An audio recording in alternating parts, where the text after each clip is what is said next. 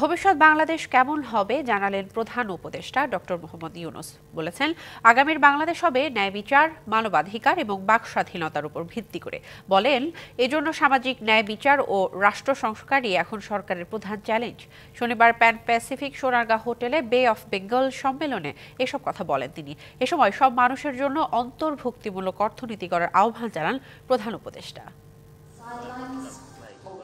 শনিবার রাজধানীতে centre for governance studies আয়োজিত বে অব বেঙ্গল সম্মেলন এর উদ্বোধন করেন প্রধান উপদেষ্টা ডক্টর মোহাম্মদ ইউনূস। প্রধান অতিথির বক্তব্যে প্রধান উপদেষ্টা শুরুতেই নতুন বাংলাদেশ গড়তে ছাত্র জনতার অভ্যুত্থানে তরুণদের ভূমিকা তুলে ধরেন। বক্তব্যে প্রধান উপদেষ্টা বলেন, তরুণদের হাত ধরে এগিয়ে যাবে আগামীর বাংলাদেশ, যা হবে ন্যায় বিচার, মানবাধিকার ও বাক স্বাধীনতার উপর ভিত্তি করে। সবাইকে সঙ্গে নিয়ে একটি সমাজ গড়ার আওয়াজ তুলেছেন তরুণরা। আগামীর বাংলাদেশ হবে ন্যায় বিচার, মানবাধিকার ও বাক স্বাধীনতার উপর ভিত্তি করে গঠিত। নগদের সর্বোচ্চ বার 167 টাকা রিচার্জে পাবেন 1 লাখ টাকা পুরস্কার। আরও আছে প্রতি সপ্তাহে পুরস্কার ও ক্যাশব্যাক। দেশে ন্যায় বিচার প্রতিষ্ঠা ও রাষ্ট্র সংস্কারই সরকারের প্রধান চ্যালেঞ্জ জানিয়ে সবাইকে ধৈর্য ধরার আহ্বান জানান প্রধান উপদেষ্টা।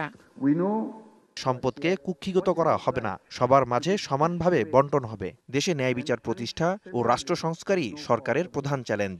এজন্য সবাইকে ধৈর্য ধরতে হবে।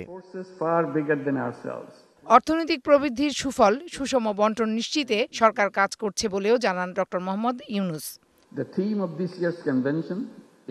এমন একটি অর্থনীতি গড়ে তুলি যেখানে প্রযুক্তি ও অর্থনৈতিক প্রবৃদ্ধির ফল সবার মধ্যে সমানভাবে ভাগ করা হবে, শুধুমাত্র কিছু বিশেষ সুবিধাভোগীদের মধ্যে সীমাবদ্ধ থাকবে না।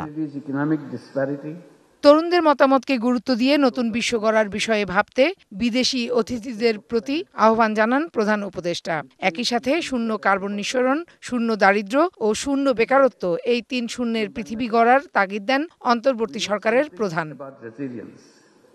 Farhana Juthi, DBC news, Dhaka.